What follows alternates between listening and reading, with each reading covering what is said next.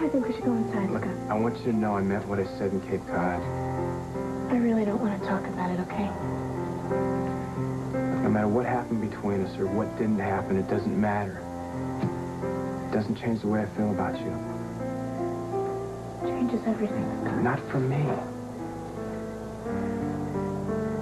You okay? You sure you want to go inside? Yeah, I'm gonna have to go in there sometime. So, how is your literature class working out? Just fine. How's your accounting class? Terrific, terrific. I figure I'm gonna ace right through it. Is that what you figure? Yep, especially with the good-looking lady professor there to inspire me. So, how's, Dr. What's-his-face? Harris. Ah, yeah. Harris. Chuck. Chucky, yeah. He's quite brilliant. Brilliant. Mm-hmm. Well, maybe then you can get him to help you with your homework. I don't need help. Weren't they supposed to stay to the end of the week? Yes, they were. Wow, didn't you like Cape Cod? Sure, it was great. I'm going to go upstairs and unpack right now. Cheryl, what's the matter? Did he hurt you? What's the matter, honey? You look like it's the end of the world. It is. All right, we're going to go down the East Coast here. Whatever it is. You can tell me about it. There's really nothing to tell, Mom. Honey, you guys left here and you were on top of the world, and you come back and it's like that world has just crashed in on you. Nothing. I'm fine, really. That's not what you just said when you came in. Why don't you just, tell me about it?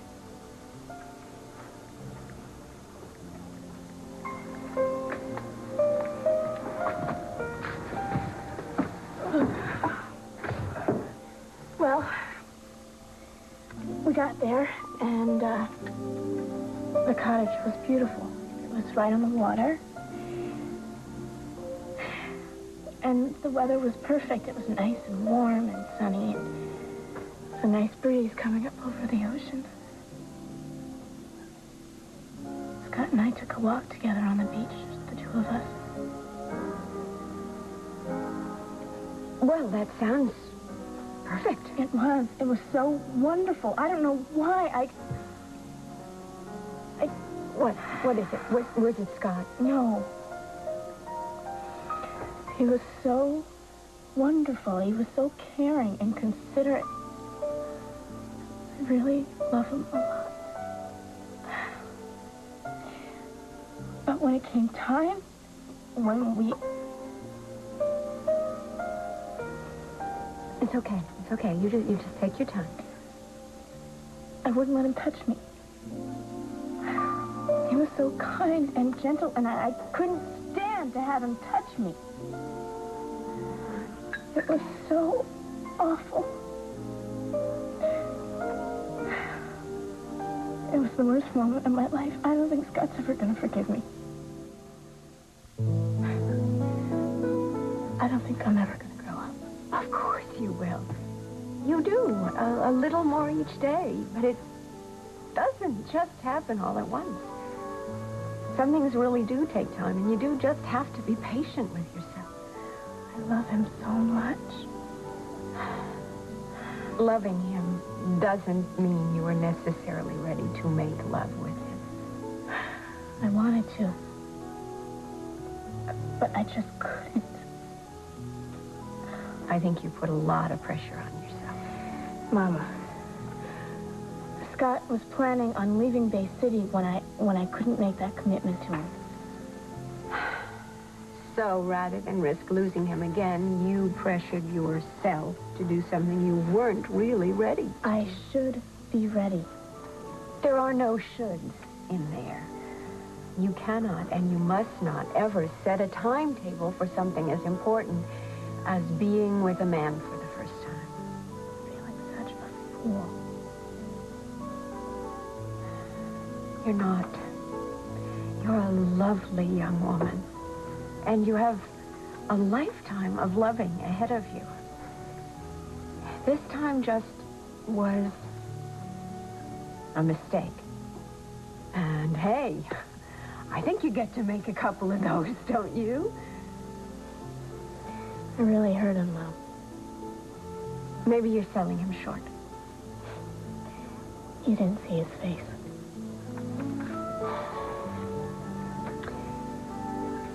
This might be a really good time for you to talk to MJ. Would you like me to try and find her?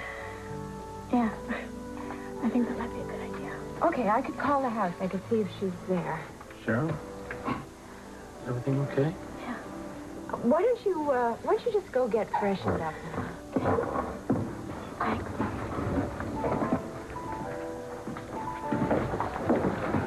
Just the man I'm looking for. Oh, hey, Zach.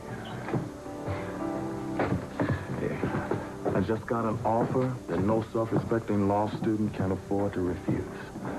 What is it? You're on the dean's list, aren't you? Yeah. How would you like to help the cops get the maniac who murdered Quinn? And that's why they're back early. I'd be lying if I said I wasn't happy about it. I think my daughter did the right thing by calling it off. I want you to know that our daughter and my son are both hurt, confused, and absolutely heartbroken right now. Better that than they make a very serious mistake. They're young. They'll get over it. I don't know about that. You can bet on it. You might be surprised. If you think we've had trouble before, I would bet on the fact that you ain't seen nothing yet. You are cordially invited to attend a family conference, which is going to start any minute now. Come on, move I'm it. relieved that you came back. I think that you have a lot more growing up to do. I think also that you went into this too fast. But that doesn't mean that I'm gonna get on your case. I'm not. Or Scott. The important thing is that we are still a family. It may not be your everyday run-of-the-mill family, but so what if it's a little unusual? That's part of the charm, right? Yeah, and it is a crazy situation, but we can handle it. I think we need to set some ground rules here. First, we are still a family, okay? Okay. Okay. Good. Second, we just go on with our lives from here. Third, we want you to know that you are both loved and cared for very, very deeply. And that we're here for you. You're both very special. And no matter what else happens, I want you to be friends. Is it okay? Friends?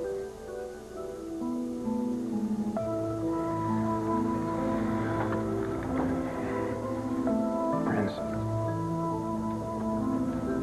Friends.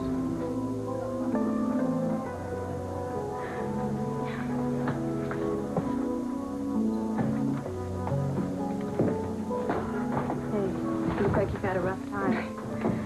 The roughest. Well, look, I'm a great listener, so if you want to sit up all night and talk. Thanks. I really could use a friend right now. Great, let's go.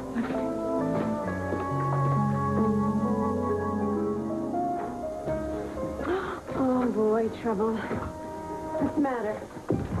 Betsy almost has to get attacked again. Oh, no. Oh, sweetheart. Are you all right? Come on, I'll take you upstairs. That's a good idea. I'll be up in a minute. Is it the stalker again? Yeah. He killed Greg Houston.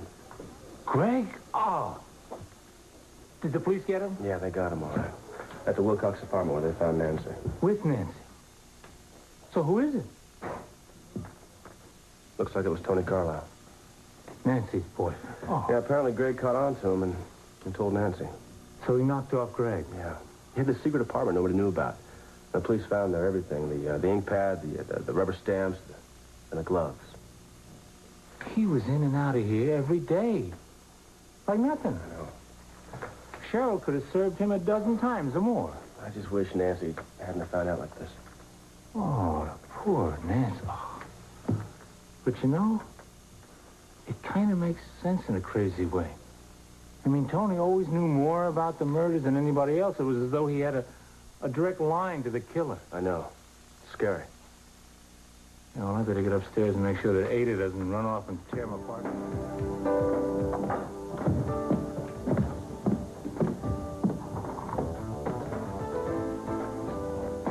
Okay. I came out here to set up those things. Oh, I already set them. And what are you doing with these? Well, they came out of the dishwasher all spotty, so I've got to dry them all over again. Nancy, you've been making work for yourself Please, since Mary, I keep busy. Hi. Oh, boy, this place looks great. Somebody waxed the floors. Well, they hadn't been done in a while. Oh, I hope Mom and Bill pay you well. She is working too hard. She should be taking time off. I do not need any time off. I would just sit and think about Tony. It's all right, honey. Nancy, I just heard something on the radio that I think he'd rather hear from me than somebody else. What happened?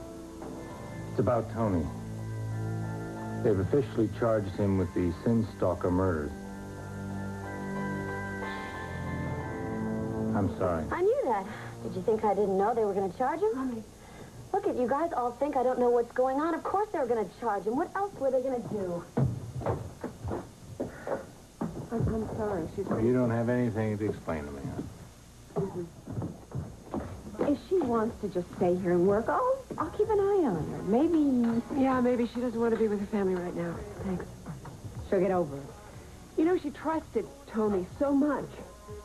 I mean, she stood up to the whole family because of him. And then that man, Mac gives him a job. He gives him a whole career. And now Mac's stuck trying to fend off his whole board of directors, trying to convince them that the newspaper is not going to suffer for this. Oh, Mac deserves better than Yes, he certainly does. And this week, on top of everything else, it's his birthday. I wish there was something we could do to cheer him up. Oh, hi, Mac. Don't say anything. Can I get you a drink, something to eat, maybe? I don't think so. Not this time. Thanks anyway. All right, well, you just let me know. Hi, Mary. Hi. Why don't you have something to eat? I couldn't eat. You'll watch me eat. Come on. I'll answer the phones from now on. I gotta be going. I don't understand it, Mac. I mean, you were making her feel good. Why did he have to call? I don't know. I'm sorry. I love you. Come back soon, okay? As soon as I can. Fine. Fine. She's shaking. You don't have to sit there and stare at me. Well, I'm not staring at you. I'm taking my break. You're taking your break. Food. Honey, I don't care how... Well, when's Mac coming back? Soon, as soon as he delivers that envelope. You know, he trusted Tony, Rachel. He knows exactly how I feel. You know the worst part about it? It's Mac's birthday this week. Oh, that's right. It's Mac's birthday on Friday. I know, we gotta do something. I don't think he's going to be in the mood to celebrate. I know, but maybe that's just what we all need. A party. A really big surprise party. Good idea. Well, I don't think so. I certainly know I'm not in the mood. Honey, we'll just have to make you get in the mood. We'll buy lots of presents. We'll invite all of our friends.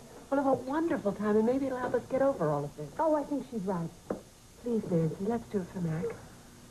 You think so? All right. You're going to be okay. Hello, Mary's place. Yeah. Yeah, she's here. Uh-huh. I'll get her.